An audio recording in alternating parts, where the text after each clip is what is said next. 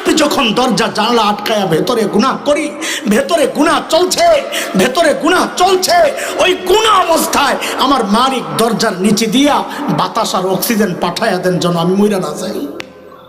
তাইলে যে আল্লাহ আমার চোখ বানাইছেন ওই আল্লাহর কত মায়া, যে আল্লাহ আমার কান বানাইছেন ওই আল্লাহর কত মায়া, যে আল্লাহ আমার হাত পাও বানাইছেন ওই আল্লাহর কত মায়া, যে আল্লাহ আমাকে এত এত নিয়ামত দিয়ে বাঁচায় রাখছেন ওই আল্লাহর কত মায়া। আরে মায়াটা বুঝেন না? আই বান্দা, ওই করিম রবের ব্যাপারে তোরে কে ধোকায় ফেলছে? মানে কি? আরে তুই যে চোখ দিয়ে ওই নায়ক নায়িকা দেখতেছস, ওই চোখ তো ওরা তোরে দেয় নাই, এটা আমি করিম রব দিছি, তুই চাস নাই, আমি মায়া করে দিছি। আমার মায়া করে দেওয়াই নিয়ামত তুই আমার বিরুদ্ধে লাগাইতেছস।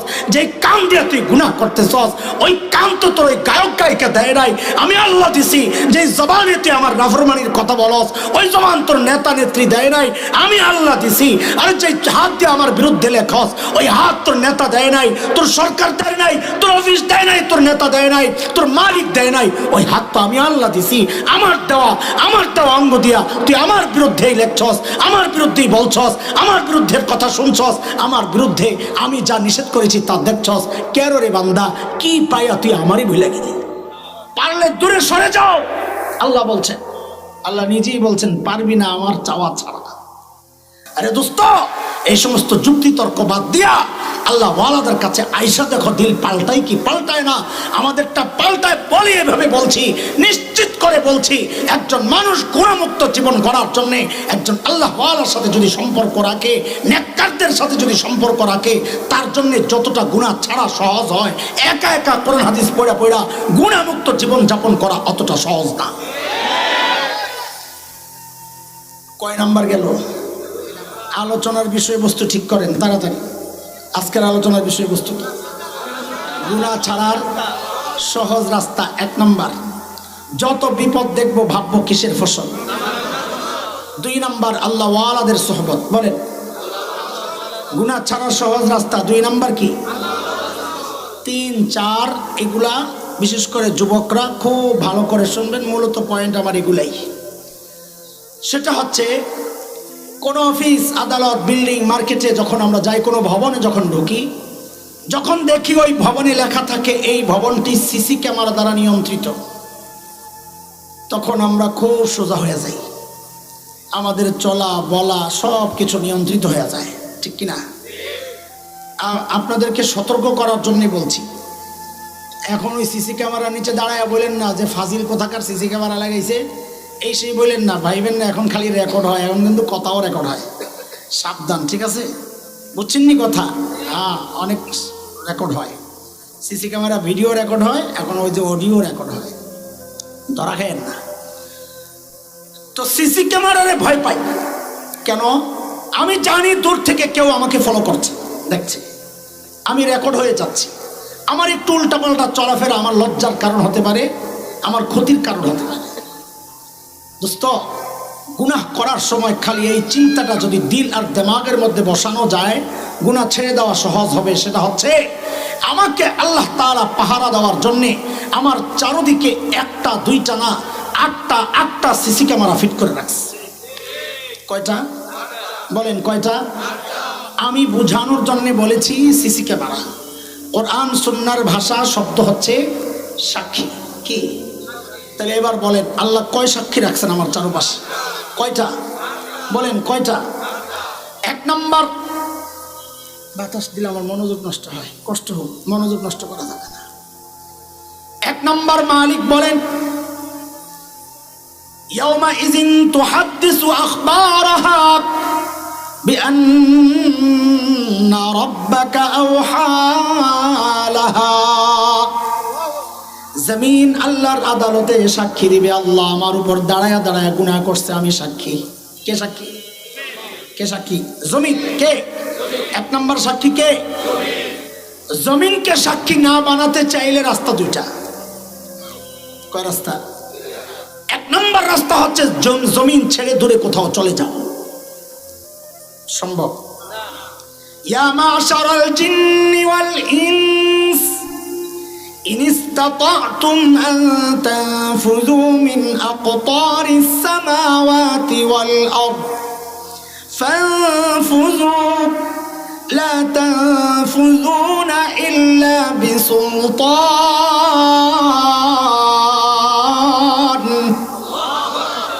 পারলে দূরে সরে যাও আল্লাহ বলছেন আল্লাহ নিজেই বলছেন পারবি না আমার চাওয়া ছাড়া কাজে এই রাস্তা বন্ধ জমিনকে সাক্ষী না বানাতে চাইলে দ্বিতীয় অপশন হচ্ছে গুনাহ ছেড়ে দাও কি গুনাহ করলে যেই জায়গায় দাঁড়ায় গুনাহ করবো এই জায়গা কিন্তু আল্লাহর আদালতে সাক্ষী দিবে আল্লাহ আমি সাক্ষী আমার উপর দাঁড়ায় আপনার বান্দা গুনাহ করছে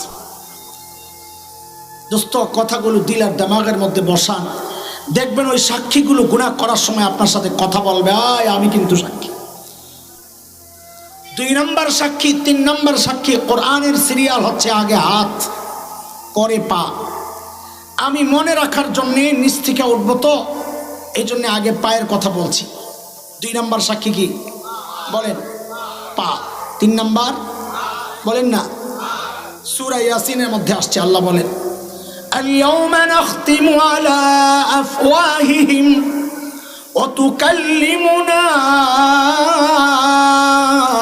أيديهم وتشهد أرجلهم بما كانوا يكسبون আল্লাহর আদালতে পা সাক্ষী দিবে পা আল্লাহ পা দিয়ে হেঁটে হেঁটে আমি যাই গুনাহ করছি আল্লাহ আমি সাক্ষী 3 নম্বর হাত সাক্ষী দিবে আল্লাহ এই হাত দিয়ে আমি গুনাহ করছি আমি সাক্ষী কয় সাক্ষী গেল বলেন কয় সাক্ষী 1 নম্বর জমিন বলেন 1 নম্বর 2 পা 3 4 নম্বর কান বলেন 5 নম্বর চোখ বলেন 6 নম্বর চামড়া বলেন 4 নম্বর কান কান বলেন কান 5 নম্বর 6 নম্বর সূরা হামিম আস-সিজদা আল্লাহ বলছেন 20 নম্বর আয়াত হাত্তা ইযা মা জাউহা শাহিদা আলাইহিম সামউহুম ওয়া আবসারুহুম ওয়া জুলুদুহুম বিমা কানু ইয়া'মালুন কান সাক্ষী দিবে কান চোখ সাক্ষী দিবে চোখ চামড়াও সাক্ষী দিবে দোস্ত হেডফোন লাগায় গান শোনো না আর ভাবো দুনিয়ার কেউ শুনে না আল্লাহ যেন আমাকে তোমাকে জবাব দিচ্ছেন বান্দা কেউ না শোনার দরকার নাই যে কান দিয়ে তুই গুনাহ করতেছস ওই কানই তো আমার কাছে তোর বিরুদ্ধে সাক্ষী দিবে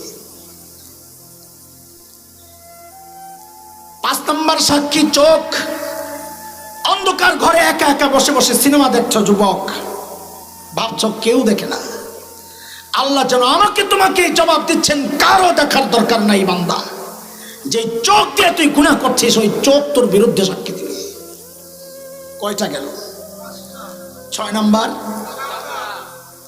মানুষ চামড়াকে জিজ্ঞেস করবে আমার বিরুদ্ধে তুই কেন সাক্ষী দিলি জবান তো বন্ধ হয়তো ইশারায় বুঝাবে তো চামড়া বলবে কি জানেন আমার কি দোষ যেই আল্লাহ সব কিছুকে কথা বলার ক্ষমতা দিয়েছেন চোখ কথা বললো কান বললো হাত বললো পা বললো ওই আল্লাহ আমাকেও কথা বলার হুকুম দিয়েছেন শক্তি দিয়া হুকুম দিয়েছেন তোমার বিরুদ্ধে সাক্ষী দিতে আমি করবো কি ওয়াকালু লিজুলুদিহিম লিমা শাহিদতুম আলাইনা ক্বালু আনতাকানা আল্লাহুল্লাযী আনতাকা কুল্লা শাই আমার কি দোষ অদোস্ত তাড়াতাড়ি বলেন আমাকে কয় সাক্ষী গেল বলেন কয় সাক্ষী 1 নম্বর জমিন 2 নম্বর 3 নম্বর 4 5 6 7 নম্বর সাক্ষী ফেরেশতা কে আল্লাহ বলছেন ওয়া ইন্না আলাইকুম লাহাফিজিন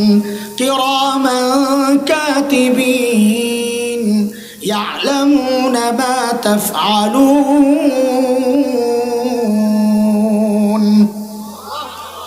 আপনাকে একটা পরীক্ষা লই কিরামান কোন কান্দে থাকে কাতিবিন কোন কান্দে থাকে তাড়াতাড়ি কইলাম হুজুরের কথা কইেন না কিরামান কোন কান্দে থাকে কাতিবিন কোন কান্দে থাকে কিরামান ডান কান্দে কাতিবিন বাম কান্দে আপনারা এটা বলেন দেখে আমাদের এই মাঝখান দিয়ে কথাটা বইলা নিতে হয়। আমরা অনেক কিছুই জানি এরকম অশুদ্ধ জিনিস। অথচ কিরামান কাতিবিন কোনো ফেরেশতার নাম না। কিরামান মানে সম্মানিত, যে আপনারা বলেন ওলামায়ে কেরাম, ওই কেরাম এটা সম্মানী আলেমরা। কাতিবিন মানে লেখকগণ। তো কিরামান কাতিবিন মানে সম্মানী ফেরেশতা লেখকগণ, লেখক ফেরেশতাগণ, এটা কোনো ফেরেশতার নাম না। ঠিক আছে, এই ভুল আর করেন না। ডান কাঁধে যে থাকেন এক আমল লেখে, তাকে বলা হয়েছে আমের, আমির সাহেব, আমির। আর বাম কাঁধে যিনি মামুর, লেখার আগে জিজ্ঞেস করে ওস্তাদ লেখমুনি, কয়েকটু অপেক্ষা কর, যদি তবা করে। আবার জিজ্ঞেস করে, করলো না তো, এত তাড়াতাড়ি করস কেন, একটু তবা করলে আবার কেটে দিস। তো মৃত্যুর আগেও যদি তবা করে কয় তাড়াতাড়ি কাট। কিন্তু যিনি আমির সাহেব, বান্দা নিয়ত করলেই লেখালায়। সুবহানাল্লাহ। তোরে কি জিজ্ঞাসা বেটা, আমি তো আমির সাহেব। আল্লাহু আকবার। ফেরেশতারাও আল্লাহর আদালতে দাঁড়ায় যাবে, আল্লাহ আমিও সাক্ষী। আপনার বান্দার সাথে আমাকে লাগায় রাখছিলেন না, আমি সব দেখছি ও কি করছে, সব বলা শুরু করবে। ইয়ালামুনা মা তাফআলুন। আল্লাহ বলেন ফেরেশতারা সব জানে তুমি কি করতেছো। কয় সাক্ষী গেল বলেন? সাক্ষীগুলো 1 নাম্বার, 2, 3, 4, 5, 6, 7। মাশাআল্লাহ। 8 নাম্বার হচ্ছে প্রত্যেকের আমল নামা। 8 নাম্বার সাক্ষীর নাম কি? এটা হচ্ছে আসল সাক্ষী। দেখেন, আপনারা আপত্তি করেন না, আসল সাক্ষীটা আমার কথা, এটা কোরআন সুন্নাহর কোনো কথা না। আমি বলছি, কেন বলছি? কারণ সবগুলো সাক্ষী আমি দেখেছি, পড়েছি, বুঝার চেষ্টা করেছি। সবগুলো সাক্ষী বলার সময় আল্লাহর বলার ঢং ছিল একরকম, কিন্তু আমি লক্ষ্য করলাম যেই না আমল নামার ব্যাপার আসছে, দেখলাম যে আল্লাহর বলার ঢং পাল্টায় গেছে। কেমন জানি আমার মালিক একটু কঠিন কঠিন হয়ে গেছেন। আপনারাও দেখেন সূরা কাহফের মধ্যে আল্লাহ কি বলেছেন, ওয়াদিআল কিতাব ফাতারাল মুজরিমিনা মুশফিকিনা মিম্মা ফীহি।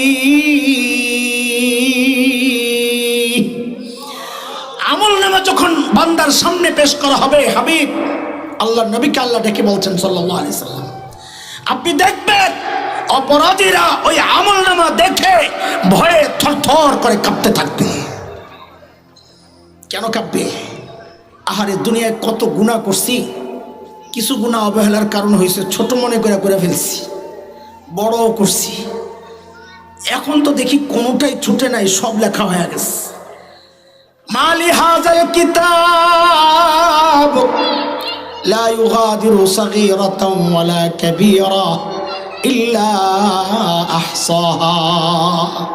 এটা কেমন আমল নামা? আমার একটা ছোট গুনাহ দেখি ছুটে নাই, একটা বড় গুনাহ তো ছুটে নাই। এখন আমার উপায় কি হবে? আওয়াজ আসবে উপর থেকে, উপায় তো এখন আর নাই। যখন ছিল তখন তো উপায় গ্রহণ করো নাই, এখন বাম হাতটা দেও, আমল নামা গ্রহণ করো। বাম হাত পাতবে, বলেন না, বলে কেমনে? বলে পেছন দিয়ে নিয়ে কলিজা ছিদ্র করে তারপরে পাতো। বলে যেই না কলিজা ছিদ্র করে বাম হাতটা পাতবে, সূরা হাক্কার মধ্যে বিস্তারিত আল্লাহ বলেছেন, ওয়া আম্মা মান উতিয়া কিতাবাহু বিশিমালিহি ফায়াকুলু ইয়া লাইতানি লাম উতা কিতাবিয়া ওয়া লাম আদরি মা হিসাবিয়া ইয়া লাইতাহা কানাতিল কাদিয়া মা আগনা আন্নি মালিয়া হালাকা আন্নি সুলতানিয়া। বাম হাতে আমল নামা দেওয়ার সাথে সাথেই দিবে চিৎকার, কি বলে? ইয়া লাইতানি লাম উতা কিতাবিয়া, আহারে আমল নামা যদি আমারে না দেওয়া হইতো। ওয়ালাম আদরি মা হিসাবিয়া, আমি জানি না আমার হিসাব কি হবে। আরে দোস্ত, হিসাব নিয়ে আমাদের তো কোনো টেনশন নাই। অথচ আল্লাহর নবীর সবচাইতে প্রিয় 2 জন মানুষ, নবী আলাইহিস সালামকে জিজ্ঞেস করা হয়েছে, ইয়া রাসূলুল্লাহ, আপনার কাছে সবচেয়ে প্রিয় মানুষ কে? তো নবী বলেছেন আয়েশা। কে? এদিকে তাকান, কে? বলে আয়েশা তো মেয়েদের মধ্যে, পুরুষের মধ্যে সবচেয়ে প্রিয় কে? তো নবী বলেছেন আবুহা, তার বাবা আবু বকর। দুইজনের ব্যাপারে নবী জান্নাতের সুসংবাদ দিয়েছেন। আবু বকর ফিল জান্নাহ, আয়েশা ফিল জান্নাহ। জান্নাতের সুসংবাদ পাওয়া আল্লাহর নবীর শ্রেষ্ঠ সবচাইতে ভালোবাসার দুইজন মানুষ। আল্লাহর আদালতে দাঁড়াইতে হবে, ওই ভয়ে কি করতেন? আরে হিসাব দেওয়ার ভয়ে আম্মা জান কি করতেন? অথচ তারা তো বিনা হিসাবেই জান্নাতে যাবে, কোনো সন্দেহ নাই।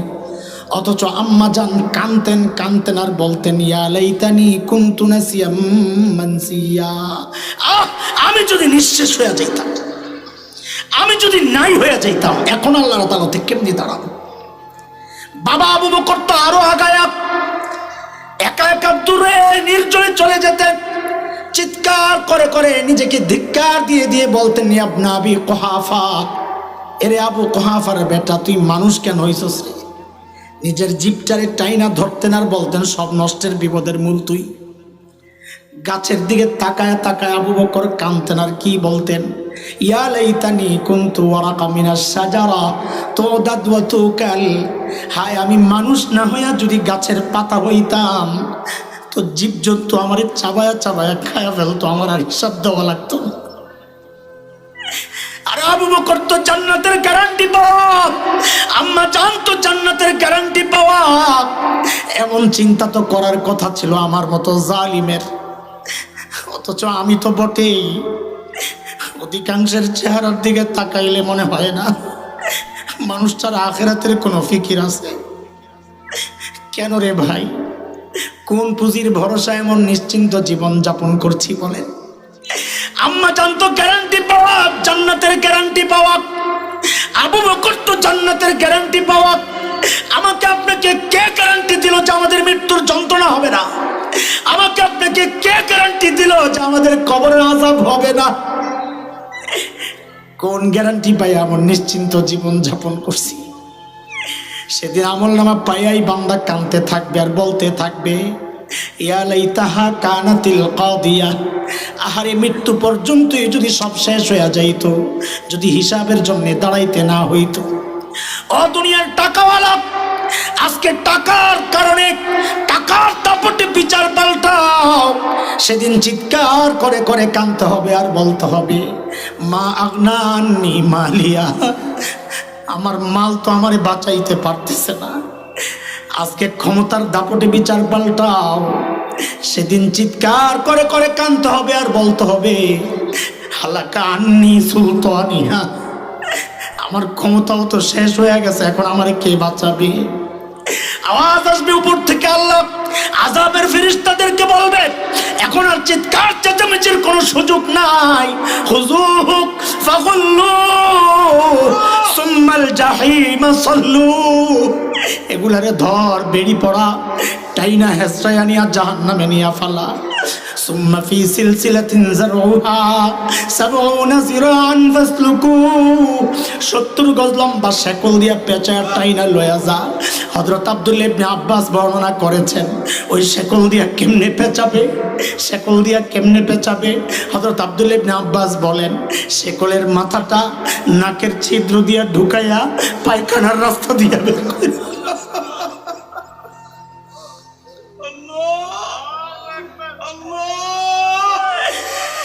নাকের ছিদ্র দিয়া ঢুকাইয়া পায়খানার রাস্তা দিয়া বের কইরা পেঁচাইয়া বস্তা বানায় হরে একটাই না টাইনা। রে দোস্ত, এমন কঠিন পরিস্থিতির মুখোমুখি হতে না চাইলে গুনাহ তো ছেড়া দাও। আয় আল্লাহ, হেফাজত করেন দোস্ত। কয় সাক্ষী গেল বলেন? কয় সাক্ষী বলেন? ১ নাম্বার, ২, ৩, ৪, ৫, ৬, ৭, ৮ আমলনামা। মাশাআল্লাহ। আমাদের আলোচনার বিষয়বস্তু জানি কি ছিল? গুনাহ ছাড়ার সহজ রাস্তা। ১ নাম্বার, যত বিপদ দেখবো ভাববো কিসের ফসল? ২ নাম্বার, আল্লাহ ওয়ালার সোহবত। বলেন কি? আল্লাহ ওয়ালার সোহবত। বলেন ২ নাম্বার, বলেন না? আল্লাহ ওয়ালার সোহবত। ৩ নাম্বার, গুনাহ ছাড়ার সহজ রাস্তা। গুনাহ করার সময় ভাববো আমারে কয় সাক্ষী পাহারা দিতেছে? বলেন কয় সাক্ষী? 8 সাক্ষী। 4 নাম্বার, এটা বলে আমি শেষ করব, তারপরও যদি কাছাকাছি আসেন যোগাযোগ হয়েছে। আচ্ছা ঠিক আছে, আচ্ছা। 4 নাম্বার গুনাহ ছাড়ার সহজ রাস্তা হচ্ছে ওই যে বলেছি রমজানের একটা মাকসাদ আছে। আল্লাহ বলেছেন না, ইয়া আইয়ুহাল্লাযীনা আমানু কুতিবা আলাইকুমুস সিয়াম কামা কুতিবা আলাল্লাযীনা মিন ক্বাবলিকুম লাআল্লাকুম তাত্তাকুন।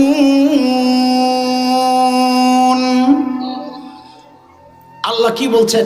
বান্দা আমি তোমার উপর রোজা ফরজ করেছি কেন? যেন তুমি মুত্তাকি হয়ে যাও, যেন তোমার গুনাহ ছাড়ার অভ্যাস তৈরি হয়। মনোযোগ আছে আপনাদের?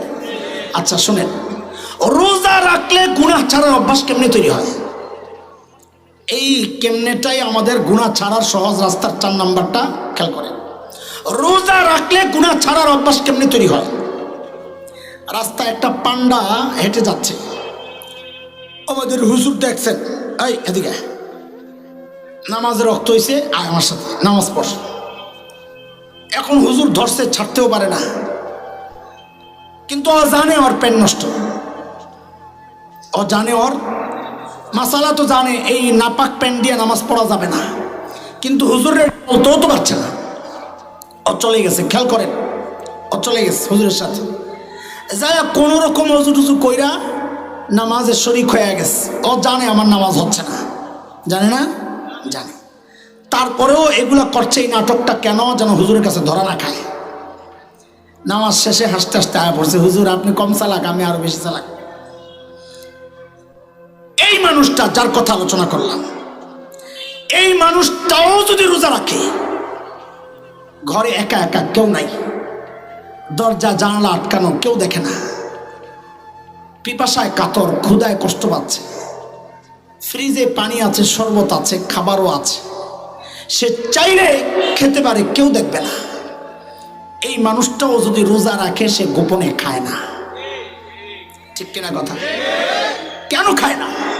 সে বুঝে যে আমারে কেউ না দেখলেও কে দেখতেছে। রোজা রাখলে এই প্র্যাকটিসটা তৈরি হয়।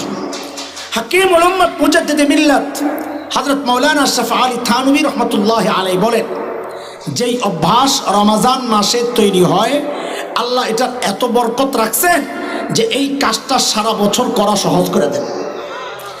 যে বান্দার এই অভ্যাস তৈরি হয়, আমারে কেউ দেখছে না, আল্লাহ দেখছেন, সে গুনাহ করতে পারে না। প্রমাণ হচ্ছে রোজা। একজন অপরাধীও গোপনে খায় না, কোন অনুভূতির কারণে? যে আমারে কেউ না দেখলেও কে দেখতেছেন। তো এই জন্য আমাদের বড়রা গুনাহ ছাড়ার জন্য চতুর্থ আরেকটা রাস্তা আমাদের সামনে রেখেছেন, বলে 3টা বিষয় তুমি দিল আর দিমাগের মধ্যে বসাও। এই খেয়াল করেন, কয় বিষয়? কয় বিষয়? 1 নাম্বার, শুনেন, এই 3 বিষয় বুঝার আগে আরেকটা জিনিস বুঝেন। মানুষ গুনাহ করে 2টা বিষয় তাকে উৎসাহিত করে। কয় বিষয়? এক হচ্ছে সে যখন একা একই হন, একা একা হইলে সে ভাবে আমি তো একা। আরেকটা হচ্ছে সে ভাবে আমার কেউ দেখে না। 2টারই জবাব আল্লাহ দিয়েছেন, তুই একা না, হুয়া মাআকুম আইনামা কুনতুম, তুই যেখানে আসিস আমি আল্লাহ আছি, কেউ দেখে না। এর জবাব আল্লাহ দিয়েছেন, আলাম ইয়ালাম বিআন্নাল্লাহ ইয়ারা, সে জানে আমি তাকায় আছি। ও দোস্ত, গুনাহ করার সময় 3টা বিষয় মাথায় ঢুকানো, দিল আর দিমাগের মধ্যে বসানো। 1 নাম্বার, বলেন আমার সাথে, আমাকে আমার মালিক দেখতেছেন। ঠিক না? আমি যা বলি তা বলেন। বলেন 1 নাম্বার কি?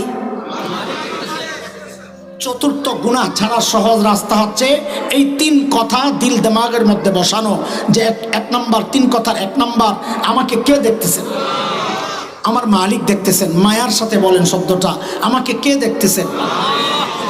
আরে আল্লাহ তো আমি বলতে পারতাম, কে দেখতেছেন? আপনি মনে মনে ভাবতেছেন, হুজুর ঘুরাইয়া বলার দরকার কি, ডাইরেক্ট আল্লাহ বললে কি সমস্যা? কোনো সমস্যা নাই। মালিক বলার মধ্যে একটা মতলব আছে। কি মতলব? আমি ওদিকে যাইতে, আমি সাইড সুট চাইছিলাম আজকে, সব বাদ দিয়ে কথা কম, সাইডে গেলে আমার ঝামেলা হয়। সূরা ফাতিহা পড়েন না আপনারা? মালিকি ইয়াউমিদ্দিন পড়েন? পড়েন। অর্থ কি বলত? উত্তর তো সঠিক দিছেন। কি দিবসের মালিক? অনেকে বলে ফেলে কিয়ামত দিবসের মালিক। না, বলেন কিসের মালিক? বিচার দিবসের মালিক। আচ্ছা, আমাদের হাইকোর্টে যিনি বিচার করেন তাকে মালিক বলে না বিচারক বলে? সুপ্রিম কোর্টে, সাধারণ কোর্টে বিচার যিনি করেন তাকে কি বলে? তো বিচারকের কোনো আরবি শব্দ নাই? আছে হুজুর? হাকিম আছে, কাজী আছে, আর কত শব্দ আছে। বিচারকের জন্য তো আরবি শব্দ আছে। মারহাবা মারহাবা। হ্যাঁ, না আজকে কিছু কমো না, কইল বিপদ। আমাদের মজাকের কথাগুলো ওরা ভাইরাল করে আমাদেরকে মানুষের কথা শোনায়, এই জন্য আজকে কিছু কমো না। ও সুডু ভাই আইসা বউ, এটা এটা দিয়ে দিস।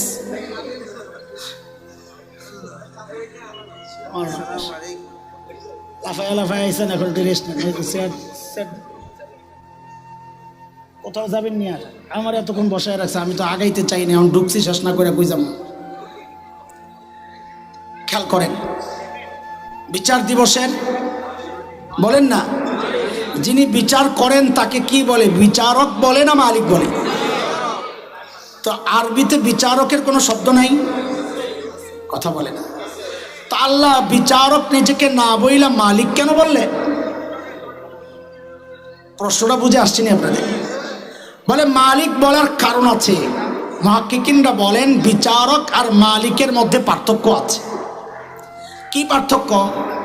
বলে বিচারক বিচার করেন সংবিধান অনুযায়ী, এর বাহিরে যাওয়ার কোনো সুযোগ নাই। আদালতে যারা বিচার করেন সংবিধানের বাহিরে যায় বিচার করার কোনো সুযোগ। এই টুপিটার মালিক আমি। আমি যদি টুপিটা কাউকে ফ্রিতে দিয়ে দেই, কারো কিছু বলার আছে? কেন নাই? আমি মালিক। আমি যদি টুপিটা কারো কাছে 10 টাকায় বিক্রি করি, কারো কিছু বলার আছে? কেন নাই? আমি মালিক। আমি যদি ফালাইয়া দিই কাউরে না দিয়া, কারো কিছু বলার আছে? কেন নাই? আমি মালিক। মালিকের কোনো সংবিধান নিয়ম, আমার যা ইচ্ছা আমি তা করবো, তোর কি? আল্লাহ তাআলা নিজেকে বিচার দিবসের বিচারক না বলে মালিক কেন বললেন? তা আমাদের বড়রা বলেন, আরে এটা আমার জন্য অনেক বড় একটা আশার অবস্থা, রাস্তা খুলছেন আল্লাহ তাআলা। আল্লাহ যেন বলতে চান, বান্দারে তুই নামাজ পড়স নাই, আমি যদি বিচারক হইতাম সিস্টেম মতো বিচার করে তোরে জাহান্নামে পাঠাইয়া দিতাম। তুই রোজা রাখস নাই, আমি যদি বিচারক হইতাম সিস্টেম মেনে তোকে জাহান্নামে পাঠাইয়া দিতাম। কিন্তু আমি তো আজকে বিচারক না, আমি মালিক, বিচার দিবসের মালিক। মালিকের কোনো সিস্টেম চলে না। তুই আজীবন গুনাহ করছস, আমি চাইলে সব মাফ করে তোরে জান্নাত দিয়ে দিতে পারি। বুঝে আসছিনি কথা? ওই জন্যে বারবার ওইটা বলাইতেছি। বলেন আমাদেরকে কে দেখতেছেন? আবারও কয় আল্লাহ। আরে মালিক বলার মধ্যে আল্লাহর কাছে একটা চাওয়া আছে গোপনে, সেটা হইল আল্লাহ। আপনি তো আল্লাহ, ঠিকই আছে, আল্লাহর জাতের নাম। মালিক বলার মধ্যে আলাদা একটা চাওয়া আছে যে আপনি তো মালিক, আমি তো অপরাধী। সিস্টেমে ফালাইয়া দিলে আমি শেষ হয়ে যাব, কিন্তু আপনি তো সিস্টেমের ধারে না। আপনি চাইলে আমার ওই সব গুনাহ বাদ দিয়ে আমার জান্নাত দিয়ে দিতে পারেন। মালিক বলার মধ্যে একটা ভেতরের রহস্য তো আছে, ওই রহস্য বুঝেই ডাক দিতে হবে। বলেন কি বলতে হবে? তো কয় কথা দিল আর দিমাগের মধ্যে বসাইতে হবে? 3 কথা। খেয়াল করেন, 1 নম্বর বসাইতে হবে, আমাকে কেউ না দেখলেও কে দেখতেছেন? আমার মালিক দেখতেছেন। মাশাআল্লাহ, দিল থেকে বলেন কে দেখতেছেন? মালিক শুধু দেখেন না, আমি আপনি যখন গুনাহ করি মালিক পেছন থেকে ডাকতে থাকেন। কি করতে থাকেন? কি বলে ডাকেন? কোরআনুল কারীমের সূরা ইনফিতারের মধ্যে আল্লাহ এটাও জানায়া দিয়েছেন। কি বলে ডাকেন? ইয়া আইয়ুহাল ইনসান মা গররাকা বিরাব্বিকাল কারীম। ও মানুষ, ওই কারীম রবের ব্যাপারে তোমাকে কে ধোঁকায় ফেললো? দোস্ত, এই ডাকটার ওজন কত এটা বুঝতে হলে কারীমের অর্থ বোঝা লাগবে। কারীমের অর্থ না বুঝলে এই ডাকের ওজন বোঝা যাবে না। কারীম কাকে বলে? কারীম কাকে বলে? আরবিতে কারীম বলে ওই দাতাকে যিনি না চাইতেই দেন। এবার একটু বুঝে শুনে বলেন, আমার এই চোখটা চায়া পাইছি না না চায়া? কান চায়া পাইছি না না চায়া? জিহ্বাটা চায়া পাইছি না না চায়া? একবারে বলে ফেলেন, শরীরের কোন অঙ্গটা চট্টগ্রাম ঢাকা হাইওয়ে রোড অবরোধ কইরা আন্দোলন কইরা আল্লাহর কাছ থেকে চায়া লইছি? কথা কর, একটাও না। সব আল্লাহ না চাইতেই দিছেন। যেই দাতা, যেই জাত না চাইতেই দেন তাকে কি বলে? মালিক বলে। আল্লাহ বলছেন বান্দারে করিম বলে, মালিক না কি বলে? করিম বলে। আল্লাহ বলছেন ওরে বান্দা, ওই করিম রবের ব্যাপারে তোরে কে ধোকায় ফেললো, এই কথার ওজনটা বোঝার জন্য একটা উদাহরণ বুঝেন। আমাদেরকে আল্লাহ আল্লাহ রসুল বাদ দিলে সবচেয়ে বেশি ভালোবাসেন কে? আগে একবার বলছি কে? আল্লাহ আল্লাহ রসুল বাদে এগুলো আল্লাহ আল্লাহ রসুলকে আনা যাবে না। সবচেয়ে বেশি ভালোবাসেন মা। মার কলিজায় কত দরদ আর ভালোবাসার মহাব্বত আমি কেমনি বুঝাবো? আমি তো মা না, এটা শুধু মা জানে। মাকে যে আল্লাহ বানাইছেন সে আল্লাহ জানেন। আগে একটা উদাহরণ দিছি মায়ের দরদের কথা, আমার মায়ের কথা বলেছিলাম, মনে আছে না? আমরা এটা বলতে পারবো না, তবে কোরআন সুন্নাহ পড়ে মাসআলা শিখে যেটা জেনেছি অনুমান করতে পারি মার দরদ কত। যেমন একটা মাসআলা আপনাদেরকে শোনাই। একটা মাসআলা তো এমন, কোনো সন্তান যদি বাবা মার আগে ইন্তেকাল করে তো বাবা তো সন্তানের লাশের পেছনে পেছনে যেতে পারেন, বাবা তো সন্তানের কবরেও নামতে পারেন। বলে কেন? বাবার কলিজায় কি দরদ মায়া নাই, ভালোবাসা নাই? বলে আছে। বাবাও চিৎকার করে করে কানবেন, বাবাও বুক চাপড়াবেন, কিন্তু বাবাকে আল্লাহ ওই শক্তি দিয়েছেন সন্তানকে দাফন করে বাবা উপরে ওঠার মতো ক্ষমতা রাখেন। কিন্তু কোনো মায়ের জন্য সন্তানের লাশের পেছনে যাওয়া চলবে না, কোনো মায়ের জন্য সন্তানের কবরে নামা চলবে না। কেন? দুনিয়ায় এমন কোনো মা নাই যে সন্তানকে দাফন করার জন্য কবরে নামবেন, সন্তানকে দাফন করে সুস্থ অবস্থায় উপরে উঠবেন, এমন কোনো মা নাই। নিজেও লাশ হইয়া শুয়া পড়বেন। আমি একটু জিজ্ঞেস করতে চাই আপনাদের কাছে, আমি ওই আয়াতের ওই ডাক্তার ওজন বুঝাইতেছি, একটু জিজ্ঞেস করতে চাই মার কলিজায় যে এত মায়া, একটু বুঝে শুনে বলেন তো কেন মা আমার কান বানাইছেন, চোখ তো বানাইছেন, জিব্বা, হাত পাও, তো কি বানাইছেন বলেন না? কি বানাইছেন? কিচ্ছু বানান নাই। অল্প কয়েকদিন ভাড়াটিয়ার মতো পেটে ধারণ করেছেন, লালন করেছেন, জন্মের পর পালন করেছেন, তাতেই মার কলিজায় এত মায়া, তাতেই মার কলিজায় এত মায়া। আহ আহ, তাইলে যে আল্লাহ আমার চোখ বানাইছেন ওই আল্লাহর কত মায়া, যে আল্লাহ আমার কান বানাইছেন ওই আল্লাহর কত মায়া, যে আল্লাহ আমার হাত পাও বানাইছেন ওই আল্লাহর কত মায়া, যে আল্লাহ আমাকে এত এত নিয়ামত দিয়ে বাঁচায় রাখছেন ওই আল্লাহর কত মায়া। আরে মায়াটা বুঝেন না? ভাবেন কোনদিন? মায়া বুঝেন, ভাবেন? আমি আপনি যখন দরজা জানলা আটকায়া ভেতরে গুনাহ করি, ভেতরে গুনাহ চলছে, ভেতরে গুনাহ চলছে, ওই গুনাহ অবস্থায় আমার মালিক দরজার নিচে দিয়া বাতাস আর অক্সিজেন পাঠাইয়া দেন যেন আমি মইরা না যাই। এবার ওই ডাক্তার ওজন বুঝে আল্লাহ যে পেছন থেকে ডাকতে থাকেন, আমি আপনি যখন গুনাহ করি আল্লাহ ডাকতে থাকেন, কি বলে? ইয়া আইয়ুহাল ইনসান মা গাররাকা বিরাব্বিকাল কারীম। আই বান্দা, ওই করিম রবের ব্যাপারে তোরে কে ধোকায় ফেলছে? মানে কি? আরে তুই যে চোখ দিয়ে ওই নায়ক নায়িকা দেখতেছস, ওই চোখ তো ওরা তোরে দেয় নাই, এটা আমি করিম রব দিছি, তুই চাস নাই, আমি মায়া করে দিছি। আমার মায়া করা দেওয়াই নিয়ামত তুই আমার বিরুদ্ধে লাগাইতেছস। যে কান দিয়ে তুই গুনাহ করতেছস ওই কান তো তোর ওই গায়ক গায়িকা দেয় নাই, আমি আল্লাহ দিছি। যে জবানে তুই আমার নাফরমানির কথা বলস ওই জবান তোর নেতা নেত্রী দেয় নাই, আমি আল্লাহ দিছি। আরে যে হাত দিয়ে আমার বিরুদ্ধে লেখস ওই হাত তোর নেতা দেয় নাই, তোর সরকার দেয় নাই, তোর অফিস দেয় নাই, তোর নেতা দেয় নাই, তোর মালিক দেয় নাই, ওই হাত তো আমি আল্লাহ দিছি। আমার দেওয়া অঙ্গ দিয়া তুই আমার বিরুদ্ধেই লেখছস, আমার বিরুদ্ধেই বলছস, আমার বিরুদ্ধে কথা শুনছস, আমার বিরুদ্ধে আমি যা নিষেধ করেছি তা দেখছস। কেন রে বান্দা, কি পাইয়া তুই আমারই ভুলে গেলি?